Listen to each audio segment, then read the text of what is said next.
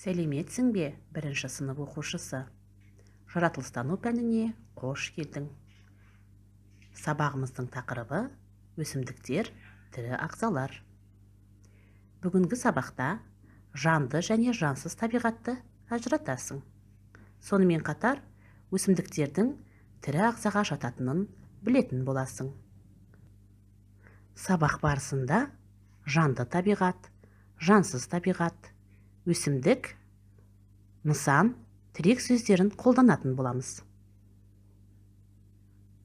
Айналамызда заттардың түрі көп. Оларды жанды және жансыз табиғат деп бөледі. Жансыз табиғатқа тау, тас, топырақ сияқты заттар жатады. Өсімдіктер де жануарлар секілді тірі ағзаларға жатады. Суретке мұқият қара. Жанды және жансыз заттарды анықтауымыз керек. Суреттерден нелерді көріп тұрсың? Дұрыс, шырша, күшік, тас, су, қоңыз және асық. Олардың қайсысы жанды табиғатқа жатады? Жарайсың. Ағаш, ит және қоңыз жанды табиғатқа жатады. Қайсысы жансыз табиғатқа жатады? Тас, су және асық жансыз табиғат. Ал суреттің қайсысы бірін тірі ағзаның бөлігі болған?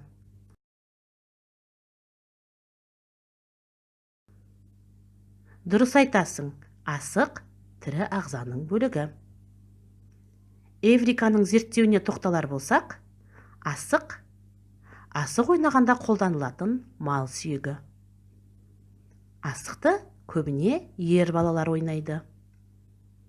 Ал енді сабақты қалай түсінгендігімізді тексеріп көрейік. Жанды және жансыз заттарды анықтаймыз. Суретке мұқият қараңдар. Жанды ағзаларды боя және жансыз заттарды сыз деген тапсырма берілген. Тапсырманы орындап көр.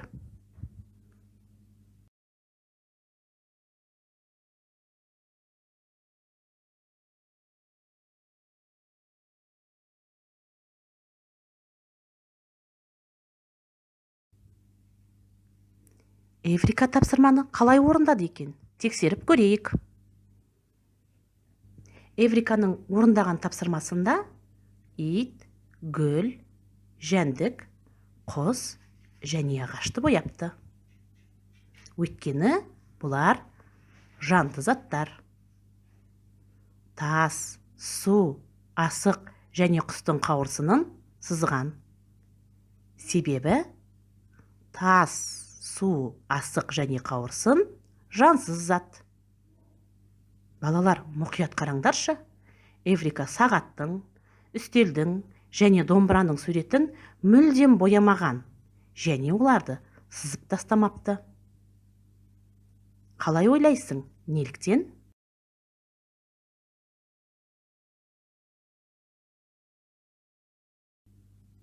Дұрыс айтасың, сағат, үстел, домбыра адам қолымен жасалған заттар.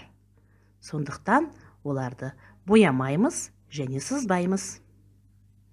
Ал сен тапсырманы қалай орындадың? Сен де Эврика сияқты тапсырманы дұрыс орындағаныңа сенімдімін.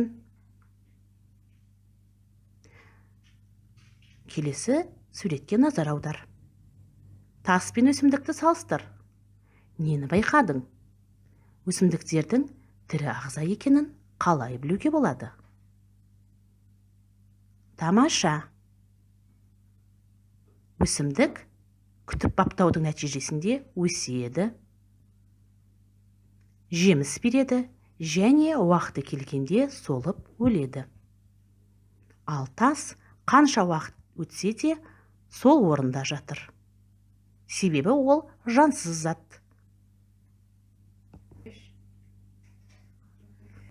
Балалар, суретке назар аударыңдар. Суретте берілген жанды және жансыз нысандарды анықтап қарап алыңдар. Зерттеу нәтижесін дәптерге жазуымыз керек. Яғни зерттеу барысында анықталған 3 жанды заттың суретін сал.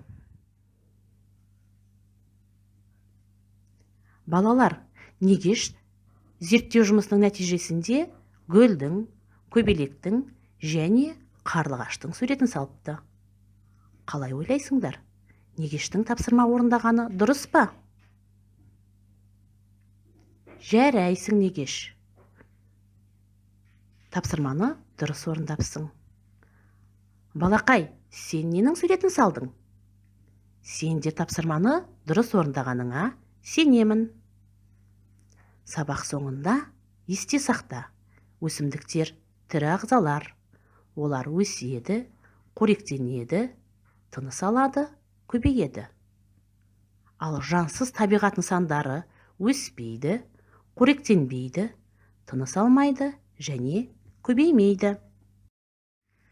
Бүгінгі сабақта табиғаттағы жанды және жансыз заттарды ажырата алатын болдық. Өсімдіктердің тірі ағза ретіндегі негізгі ерекшеліктері туралы түсіндік. Және олардың өсетінін, қоректенетінін, тыныс алатынын, сондай-ақ көбейетінін білдік. Балалар, сабақ сендерге ұнады ма? Егер сен сабақты жақсы түсінсең, жасыл алманы таңда. Түсініп келе жатсаң, сары алманы таңда. Ал сабақ мүлдем түсініксіз, қызықсыз өткен болса, онда қызыл алманы таңдайсың. Мен сенің жасыл алманы таңдағаныңа сенімдімін. Өйткені сен ақылды баласың. Осымен сабағымыз аяқталды. Назар аударғаныңа рахмет. Сау, сәлеметте бол.